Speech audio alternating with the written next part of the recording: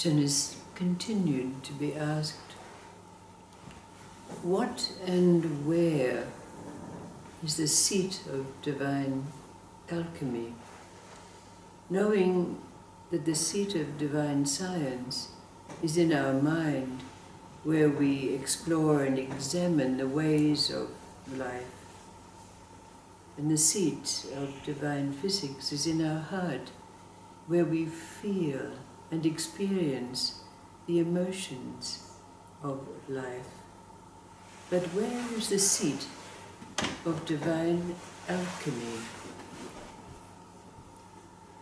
Perhaps you remember that time when Mullah Nasruddin was on retreat in a mountain cave during the winter, and a young seeker after truth heard about his great powers, his state of being a mystic, so decided to go to find him, to learn his ways.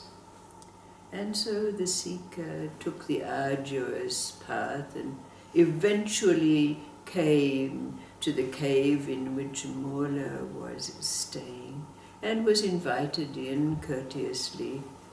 But he found the Mullah blowing hard on his hands, and the seeker asked him, "Oh, please, Master, will you tell me what special ritual this is?"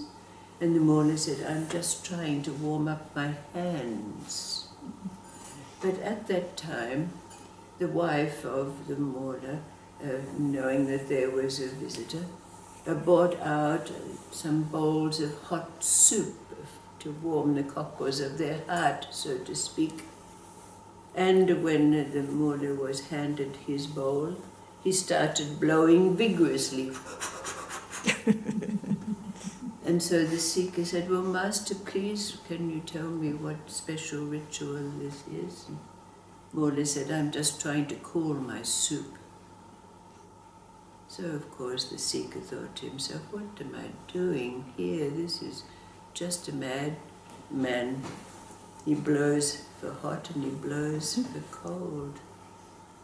So he couldn't wait until he'd finished his bowl of soup and could go through the normal courtesies and take his leave, and went off as the Mullah was smirking to himself as the seeker went away, thinking, "I made this terrible journey, going through all of these hardships to visit a madman." And then there's a story of the great saint Shankara. And Shankara was on a kind of pilgrimage with his disciples in a deep forest. And they'd been traversing this forest for some many hours, and he'd allowed his disciples to drink all the water that they had with them.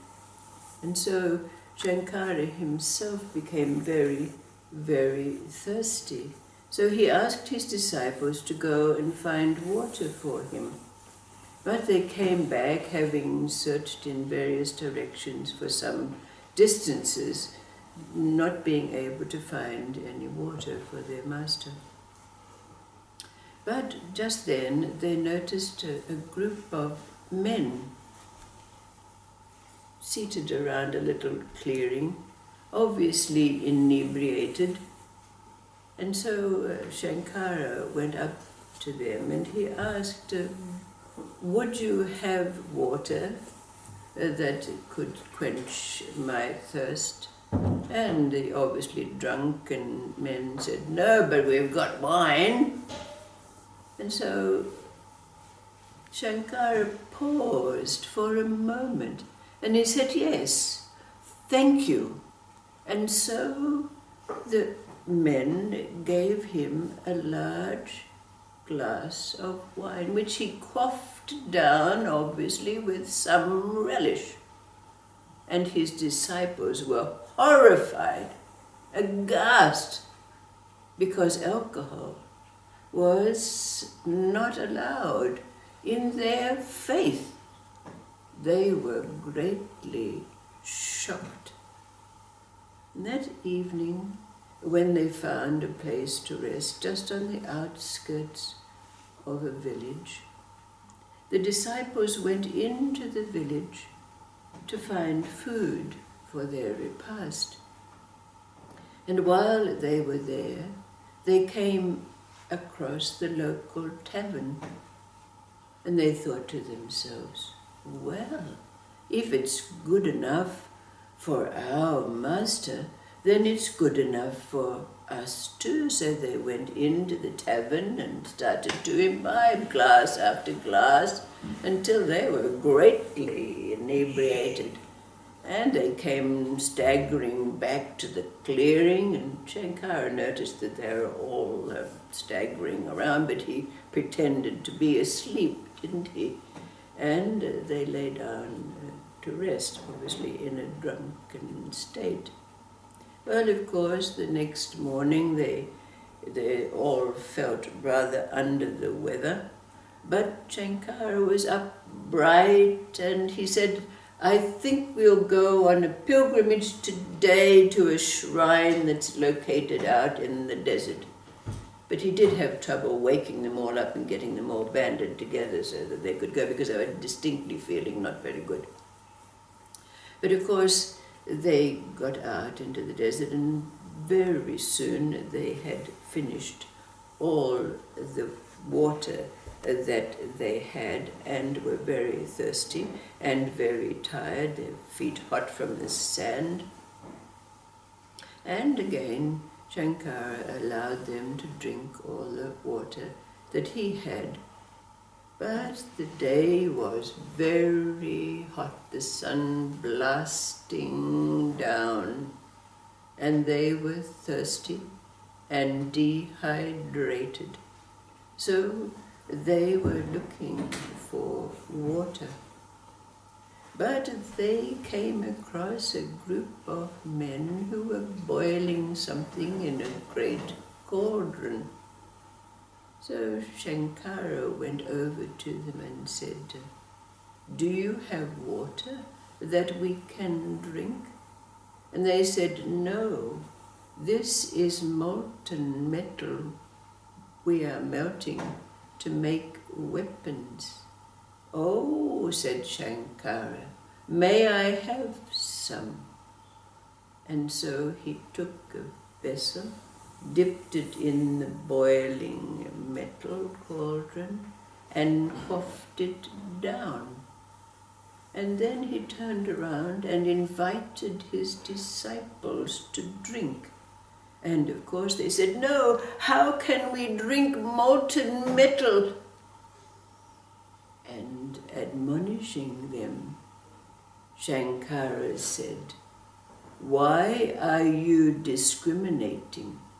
Have I not told you that all differences are illusion? Why then are you discriminating between water, wine, and molten metal? And the disciples apologized. But Master, our senses tell us that we cannot drink molten metal. We will be burned. And so Shankara asked them, well, what is the difference that you see? What is it that your senses bring forth to make these differences?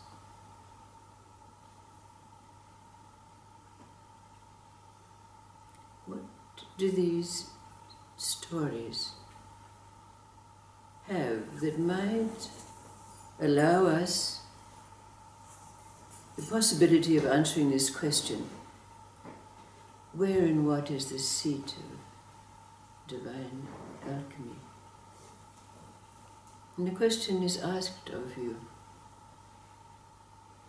Have you ever realized what happens when we pause to take a breath? Have you not experienced that when we consciously take a breath, everything comes together? Everything comes together. Have you noticed? When we consciously take a breath, all things come together. Where still our mind comes into the presence, and so forth. What would this have to do with the question, what and where is the seat of divine alchemy? What relationship can you see between the magic,